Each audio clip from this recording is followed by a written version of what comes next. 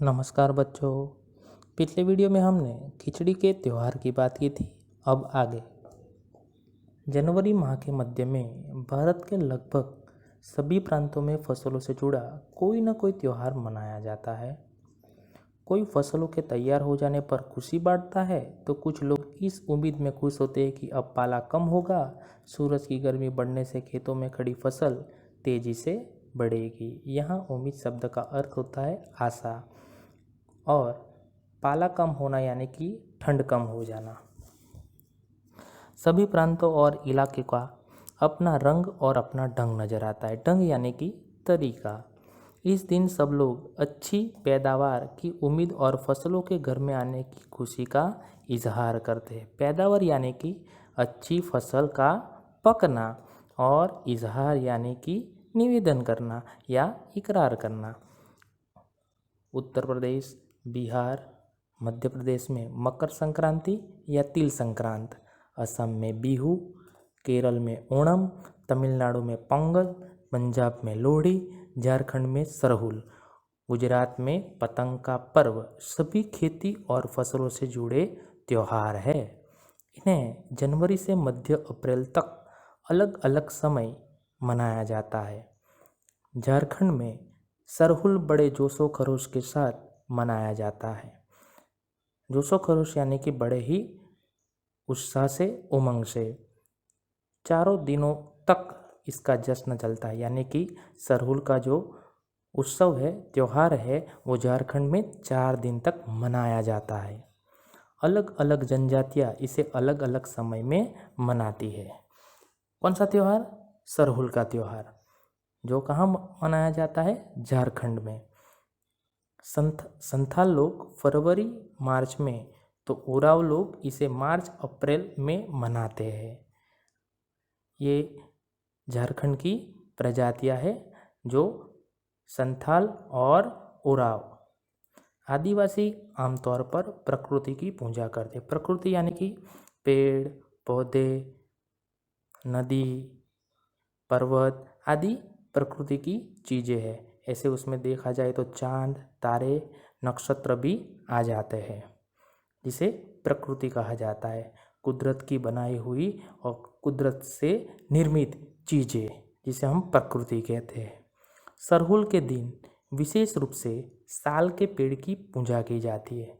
साल का पेड़ यानी कि आपने यदि शाक का पेड़ देखा होगा, उससे मिलता जुलता पेड़ है, जो बहुत ऊंचा रहता है और ये बहुत मजबूत रहता है। इससे घर के फर्नीचर और दरवाजे बनाए जाते हैं, जिसे साल का पेड़ कहते हैं, जिसे जो बहुत मजबूत रहता है। उस पेड़ की पूजा इस दिन की जाती है। यही समय है जब साल के पेड़ों में फूल आने लगते हैं और मौसम बहुत ही खुशनुमा हो जाता है। यानी कि साल के पेड़ पर फूल आना और नए पत्ते आने का मतलब है कि यही से वसंत ऋतु का आगमन हो जाता है और वसंत ऋतु के आते ही सभी पेड़ और पौधों पर नए पत्ते और फूल आने लगते हैं। स्त्री पुरुष दोनों ही ढोल मंजीरे लेकर रात भर नाचते गाते हैं।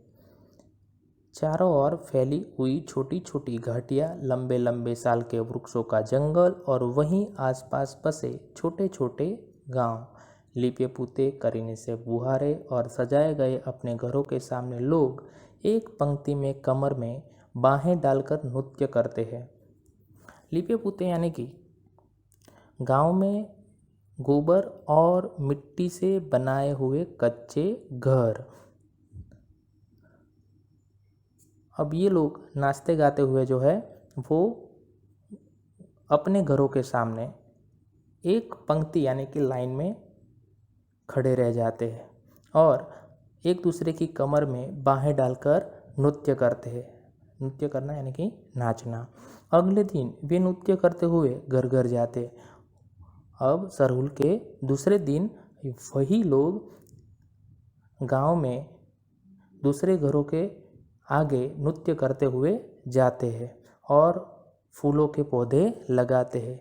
जिन घरों के पास वो जाते हैं, वहीं घरों के पास वह फूलों के पौधे भी लगाते हैं। घर घर से चंदा मांगने की भी प्रथा है। चंदा यानी कि दान मांगना। पर चंदे में मालूम है क्या मांगते हैं? मुर्गा, चावल और मिश्री। मिश्री का मतलब होता है शकरा। फिर चलता है खाने पीने और खेलों का दौर। तीसरे दिन जाकर पूजा होती है, जिसके बाद लोग अपने कानों में सरई का फूल पहनते हैं। इसी दिन से वसंत ऋतु की शुरुआत मानी जाती है। वसंत ऋतु की शुरुआत जब पेड़ और पौधों पर नए पत्ते और फूल आने लगते हैं, तभी से वसंत ऋतु का आगमन माना जाता है, जिससे पूरी प्रकृति जो है, पेड़ पौधे जो है, उन्होंने मानो कि नए कपड़े पहन लिए हैं, ऐसा प्रतीत होता है। इसी कारणवश वसंत ऋतु को ऋतुओं का राजा कहा जाता है। धन की भी पूजा होती। धन यानी कि अनाज। पूजा किया हुआ आशीर्वादित धान अगली फसल में बोया जाता है। जो धान पूजा के लिए उपयोग हुआ था, वो धान फिर आशीर्वादित धान के फलस्वरूप घर में अलग से रख दिया जाता है, और फिर वही धान जब नई फसल बोने के लिए खेत में ले जाया जाएगा, तो वही धान फिर बोया जाएगा। तमिलनाडु में मकर संक्रांति या फसलों से जुड़ा त्यौहार पोंगल के रूप में मनाया जाता है। इस दिन खरीफ की फसलें चावल, अरहर आदि कटकर घरों में पहुंचती है, जिसे अरहर का मतलब होता है तुअर। लोग नए धान कूटकर चावल निकालते हैं। हर घर में मिट्टी का नया मटका लाया जाता है, जिसमें नए चावल, दूध और गुड़ डालकर उसे पकाने के लिए धूप में रख देते हैं। हल्दी शुभ मानी जाती है, इसलिए साबुत हल्दी को मटके के मुंह के चारों ओर बांध देते हैं।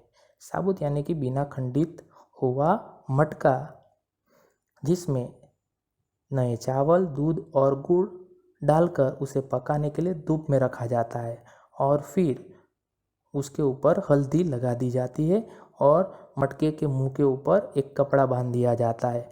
यह मटका दिन में 10:30-12 बजे तक धूप में रखा जाता है।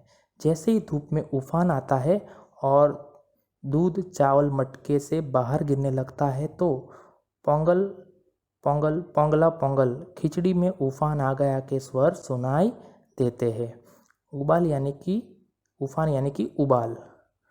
दूसरी ओर गुजरात में पतंगों के बिना तो मकर संक्रांति का जश्न अधूरा ही माना जाएगा। जश्न यानी कि उत्सव। आप सब जानते हैं कि गुजरात में मकर संक्रांति का त्यौहार किस तरह मनाया जाता है। इस दिन आसमान की ओर यदि नज़र उठाए तो शायद हर आकार और रंग रूप की पतंगे आकाश में लहराते हुए ही मिले। गुजरात में ये मकर संक्रांति का या पतंग उत्सव बहुत ही उमंग और उल्लास से मनाया जाता है।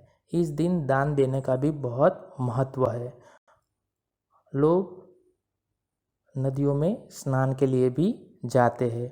प्रत्येक गुजराती, चाहे वह किसी भी धर्म, जाति या आयु का हो, पतंग उड़ाता है। सुबह से ही आप जानते हैं कि सुबह से ही बच्चे, बूढ़े, बुजुर्ग, सभी जवान, सभी लोग इकट्ठा होकर अपनी घर की छत पर चढ़ जाते हैं, और पूरा आकाश जो है वो नए नए रंगों की पतंगों से, अलग अलग रंगों की पतंगों से भर जाता है। और उस दिन मानव की सूरत तो दिखाई देता ही नहीं है। जिधर देखो वही उधर आकाश में केवल पतंगे ही पतंगे अलग अलग रंगों की दिखाई देती है। हजारों लाखों पतंगों से सूर्य भी ढक सा जाता है।